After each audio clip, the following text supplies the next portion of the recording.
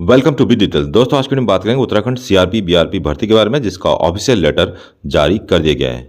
उत्तराखंड में CRP BRP का official letter state project director Samagra Shiksha Uttarakhand के द्वारा जारी कर दिया गया। बहुत जल्दी आपको इसकी वैकेंसीज भी देखने को मिलेगी। फिलहाल नोटिफिकेशन है कि किस किस जिले में कितनी कितनी क्लस्टर में सीटें खाली है। तो अल्मोड़ा में 92 क्लस्टर पे वैकेंसीज आएगी, बागेश्वर में 26 है, इस तरीके से उत्तरकाशी में 36 है और पौड़ी गढ़वाल में 94 लगभग क्लस्टर है। सीआरसी जिसे आप कह सकते हैं। टोटल मिला के 670 जो है सीआरपी की वैकेंसीज बताई जा रही है। इसके अलावा कुछ और भी महत्वपूर्ण बिंदुओं पर इस वीडियो में चर्चा करेंगे। टोटल पोस्ट की बात करें तो ब्लॉक रिसोर्स पर्सन अर्थात बीआरपी हिंदी सब्जेक्ट में फ्रेशर के लिए 42 सीट है। इसके अलावा बीआरपी इंग्लिश के लिए 43 फ्रेशर्स के लिए सीट्स है। बीआरपी साइंस में 43 सीट्स हैं। इसके अलावा बीआरपी मैथ्स में 42 सीट्स हैं और बीआरपी सोशल साइंस में 85।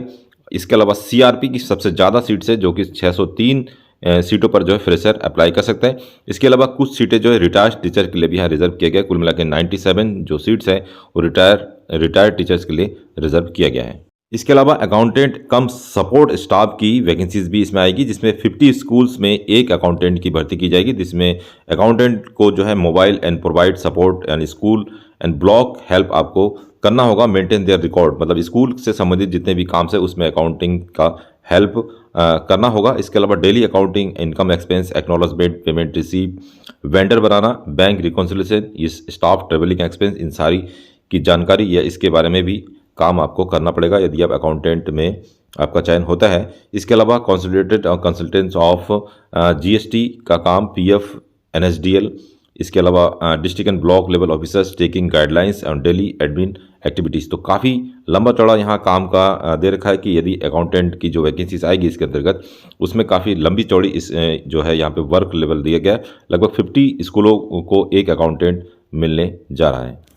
अकाउंटेंट के कुल मिला के 324 वैकेंसीज फाइनल हुई है, जिसमें कि क्वालिफिकेशन की बात करें तो बैचलर डिग्री आपके पास होना चाहिए किसी भी स्ट्रीम में, 1 साल का कम से कम एक्सपीरियंस होना चाहिए रिलेटेड वर्क में अर्थात अकाउंटिंग का, नॉलेज ऑफ एमएस ऑफिस होना चाहिए, 1 ईयर एक्सपीरियंस विद और एक्सपीरियंस इन टैली भी इसमें मांगा गया, प्लस 4000 की डिप्रेशन गति भी आपके पास होना चाहिए। न्यूनतम एज की बात करें तो 21 से लेकर 42 साल तक की जो कैंडिडेट है वो अकाउंटेंट के फॉर्म का अप्लाई कर पाएंगे।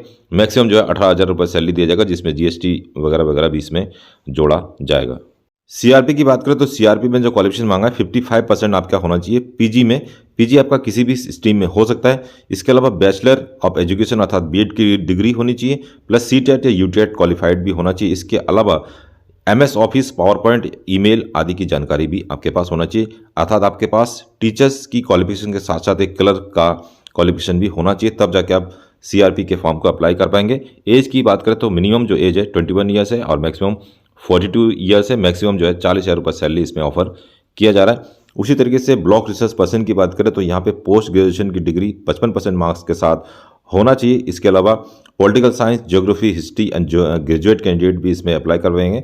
लगभग 55% मार्क्स आपके पास होना चाहिए। 21 से लेकर 42 साल तक कैंडिडेट इसमें अप्लाई कर सकते हैं।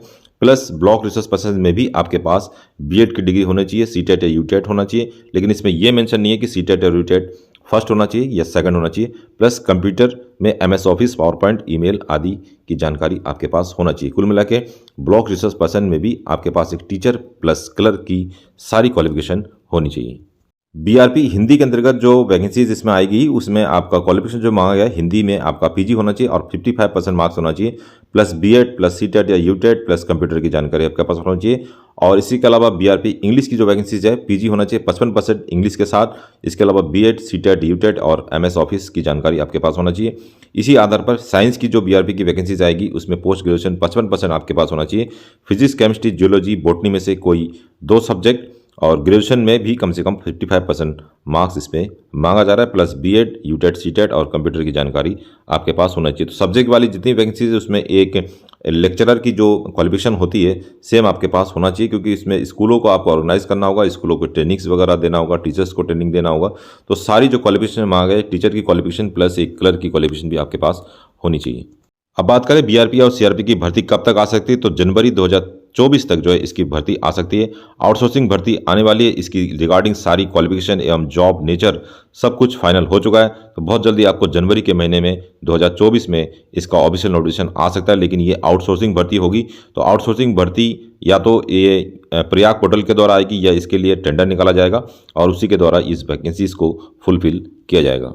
तो दोस्तों ये था आज का वीडियो। इस वीडियो के रिगार्डिंग कोई और जानकारी आपको चाहिए तो हमें कमेंट कर सकते हैं या फिर वीडियो के डिस्क्रिप्शन में आपको हमारा टेलीग्राम और व्हाट्सअप का संपर्क सूत्र मिल जाएगा, उसे भी ज्वाइन कर सकते हैं। मिलते हैं नेक्स्ट वीडियो में, तब तक के लिए अपना ध्यान रखिए। Bye bye. जय हिंद, जय उत्तराखंड।